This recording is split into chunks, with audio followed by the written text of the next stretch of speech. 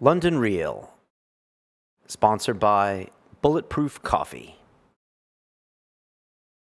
I track my nervous system every morning. Okay. So I measure what's called heart rate variability. Yeah, Dave's a big fan of that. If you could measure anything, like if you could self-quantify with any one variable and you're going to skip the blood test, you're going to skip the gut test, you've got whatever, limited resources, limited time, and you're just like, I want to know one thing about my body every day, heart rate variability is the way to do it. Okay. So I wake up every morning, I put on a little Bluetooth chest strap.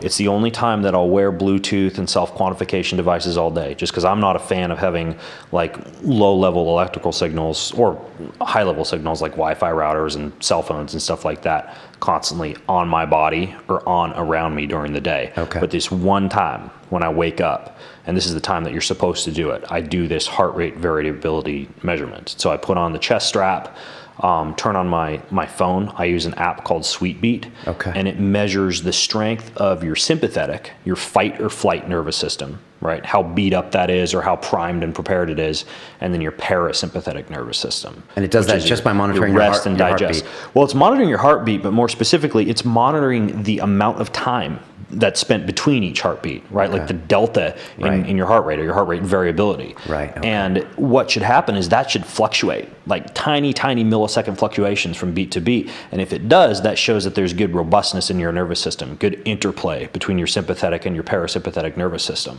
Okay. So it's a very, very good way to not only get like green light, yellow light, red light, right? Like train today, go easy today, kind of hold back today, but it's also a good way to see how the previous day's training or your previous day's diet or maybe some kind of nutrient or supplement you took that night to help you get to sleep, like how that is affecting your nervous system the next day. Okay. Do you do anything? Do you try to concentrate or calm yourself down while you're doing it? Or do you just lay down and let it run for a few minutes? I generally don't. I don't try and hack it to get it higher because I want a true measurement of where it's at. Right. There are things that you can do. As a matter of fact, that the number one thing that you can do from a breathing standpoint is alternate left-right nostril breathing.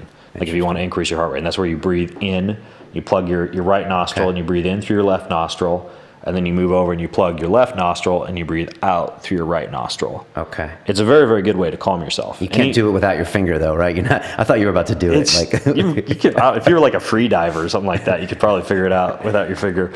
But it's a very, very good way to calm yourself. There are other things that you can do, like what's called quick coherence technique, which is where you think of something that's really meaningful to you, right? Like your kids or your pet or your lover or something that's very meaningful. And you close your eyes and you imagine that being in your heart. Like you visualize that and place it into your heart and breathe as you do it. And it sounds really woo-woo and airy-fairy, but if you watch your heart rate variability as you do that while you're hooked up to a device like this, you can see it go up. Okay. And going up is good. Going up is good. You want your heart rate variability to be high. All right, so you want it to kind of do a short beat and a long beat. Yeah, your resting heart rate in most cases should be low. If it drops really low, that usually you're overtrained. But in most cases, like the lower that it gets, the fitter that you are. And the higher that it gets, usually that's a sign that you might be overtraining or digging yourself into a training hole or stressed out or something like that. Or maybe just not fit, right? You don't have enough blood volume.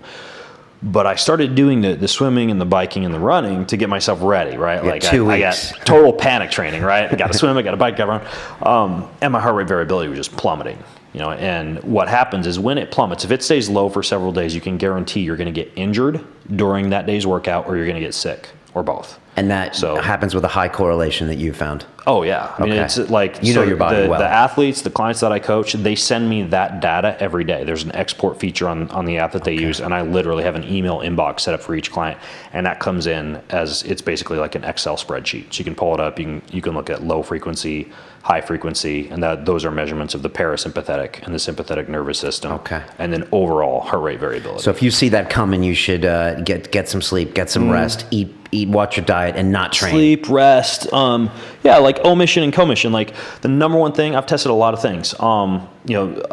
Sex the night before definitely increases it. That's a great hormonal and nervous system stabilizer. One thing that I've found to vastly decrease it, just plummets, is antihistamines. A lot of people use things like Benadryl and stuff like that for allergies. Especially in the summer. And just plummets heart rate variability. Okay. So you start to figure out the things that your nervous system really responds well to and responds poorly to. And it helps advise you on your training too, because you can see okay, I do really good with heavy lifting, right? Like 3 days a week, but once I start to go 4 or 5, my heart rate variability stays consistently low. Okay, so that's the one metric if people can do. It's a really good metric, That's and the it's best one. easy, Yeah, right? It's yeah. like you got to buy whatever, a Bluetooth heart rate monitor chest strap is like $50 to $70 US. And then the app's like, it's like $10. And so you set it up for a couple minutes and just kind of lay down. And 3 to 5 minutes. 5 minutes is ideal. If you can make it 5 minutes, so it takes 3 minutes to get a good heart rate variability score. Okay. It takes 5 minutes for that parasympathetic, sympathetic nervous system to actually stabilize, right? Where it's not bouncing around. So 5 minutes is good. Okay.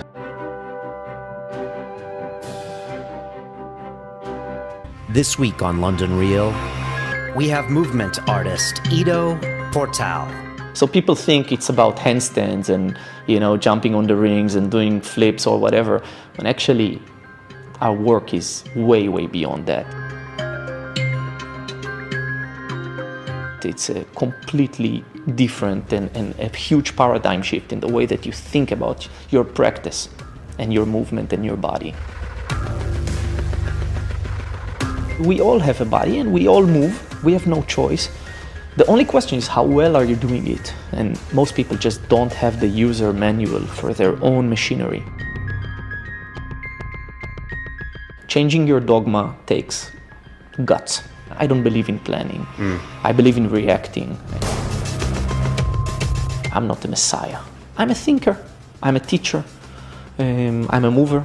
I'm being Ido. I'm just trying to handle myself in that way and be genuine.